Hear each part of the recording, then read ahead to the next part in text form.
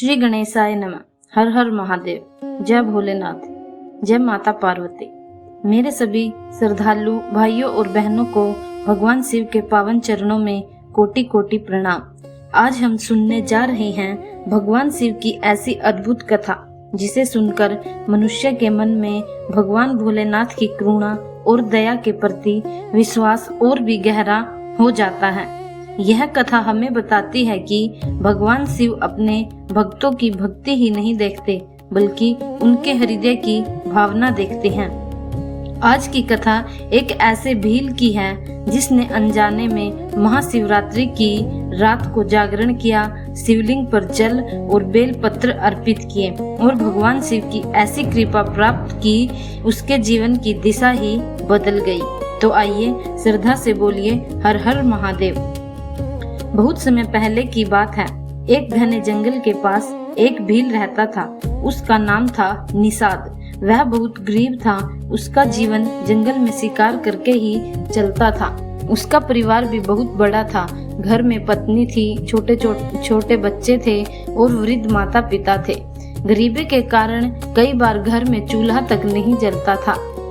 निषाद स्वभाव से कठोर था। जंगल में जानवरों का शिकार करके अपने परिवार का पालन पोषण करता था। उसे पूजा पाठ, व्रत, उपवास और धर्म कर्म का कोई विशेष ज्ञान नहीं था। उसे तो केवल इतना पता था कि जंगल से शिकार लाना है और उसे अपने परिवार का पेट भरना है। एक दिन उसके घर में खाने के लिए कुछ भी नहीं था। पत्नी ने कहा, आज घर में अन्न का एक दाना भी नहीं है। बच्चे भूख से रो रहे हैं। आप किसी तरह जंगल जाकर शिकार ले आइए। निषाद ने धनुष बाण उठाया और शिकार की तलाश में जंगल की ओर चल पड़ा। संयोग से वह दिन महाशिवरात्रि का था, लेकिन उस भील को इसका जरा भी ज्ञान नहीं था। वह दिन भर जंगल में घूमता रहा। काफी प्रयास करने के बाद भी उसे कोई शिकार नहीं मिला। सूर्य अस्त हो गया, अंधेरा छाने लगा। जंगल में चारों तरफ जंगली जानवरों की आवाज सुनाई देने लगी, लेकिन निषाद खाली हाथ घर वापस नहीं जाना चाहता था। उसके मन में केवल अपने भूखे बच्चों का विचार था। वह एक तालाब के किनारे पहुंचा। तालाब के पास एक बेल का वृक्ष था। निषाद उस वृक्ष पर चढ़ गया और सोचने लगा, रात में कोई हिरण या जंगली पशु पानी पीने जरूर आएगा, तब मैं उसका शिकार कर लूंगा। वह पेड़ की एक मजबूत शाखा पर बैठ गया। उसे पता नहीं था कि उसी बेल वृक्ष के नीचे एक शिवलिंग स्थापित था। रात गहरी होती गई। निषाद ने दिन भर कुछ नहीं खाया था, लेकिन वह इसे व्रत नहीं मान रहा था। वह तो इसलिए भूखा था क्योंकि उसे भोजन नहीं मिला था। इसी प्रकार वह रात भर जागता रहा। वह इसे जागरण भी नहीं मान रहा था। वह तो केवल शिकार की प्रतीक्षा कर रहा था। और सबसे अद्भुत बात, जब भी वह पेड़ पर हिलता डुलता, बेल के पत्ते नीचे गिरते और वे बेल पत्थर सीधे शिवलिंग पर जाकर गिरते।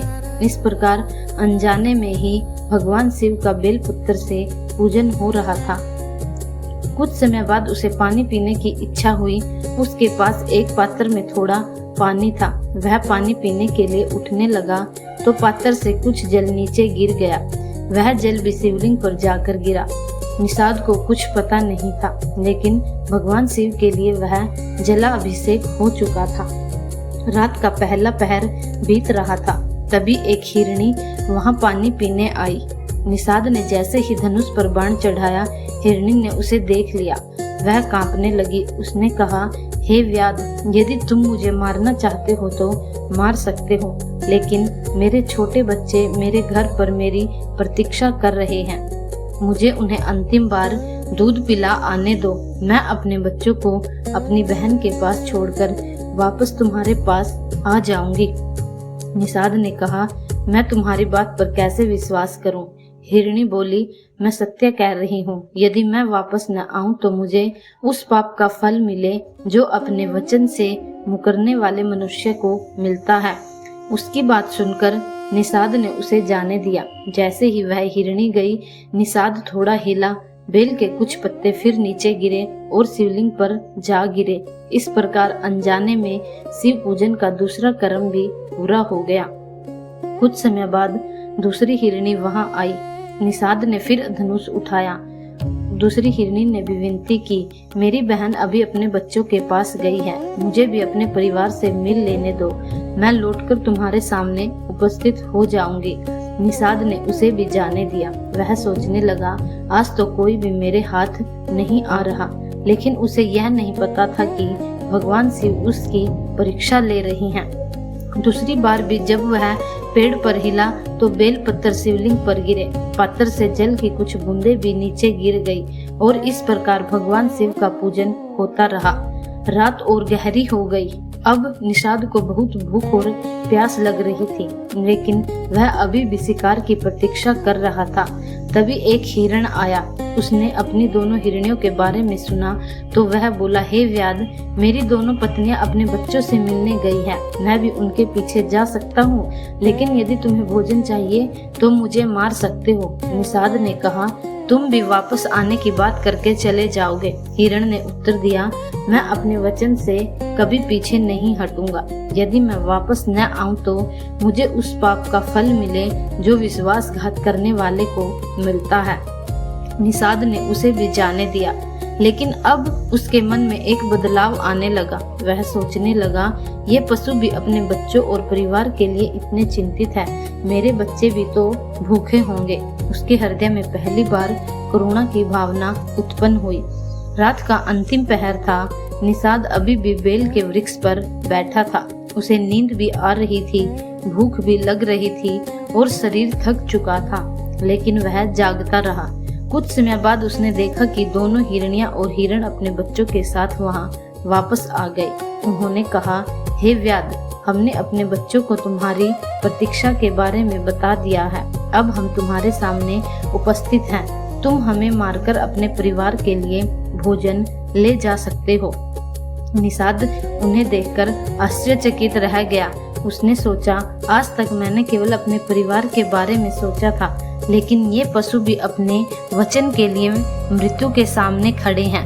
उसके भीतर का कठोर हृदय पिघलने लगा।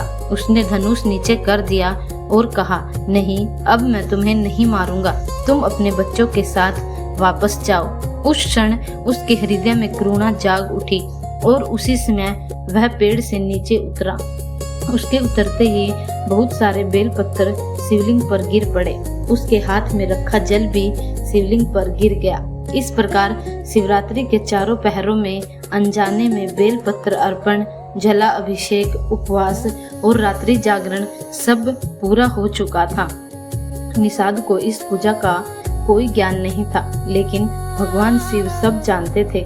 अचानक उस स्थान पर दिव्य प्रकाश फैल गया। आकाश में डमरू की ध्वनि गूंजने लगी। चारों ओर सुगंध फैल गई और देखते ही देखते भगवान महादेव स्वयं प्रकट हो गए।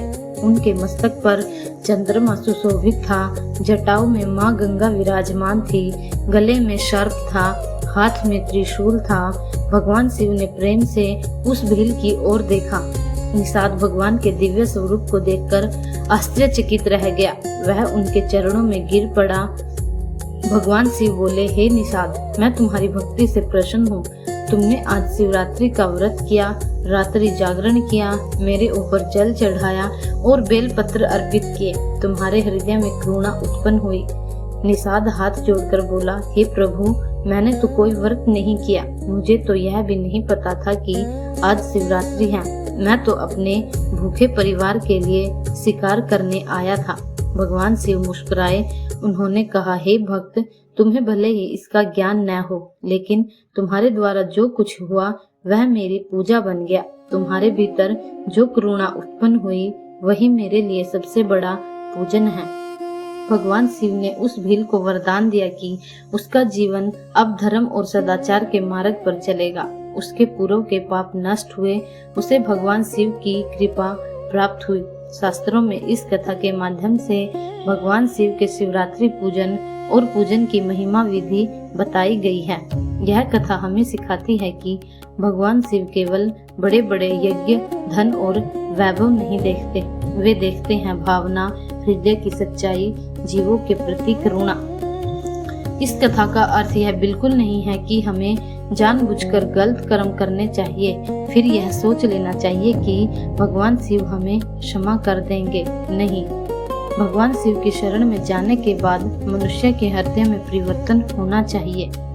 निषाद का जीवन शिकार करने वाला जीवन था, लेकिन शिवरात्रि की उस रात उसके अंदर करुणा का जन्म हुआ। उसने जीवों को मारने के स्थान पर उन्हें जीवन दान दिया और यही उसके जीवन का सबसे बड़ा परिवर्तन था। इसलिए भगवान शिव को आशुतोष कहा जाता है, जो थोड़ी सी श्रद्धा से भी प्रसन्न हो जाते हैं। एक बेलपत्र, एक लोटा जल और सच्चे मन से बोला गया ओम नमः शिवाय।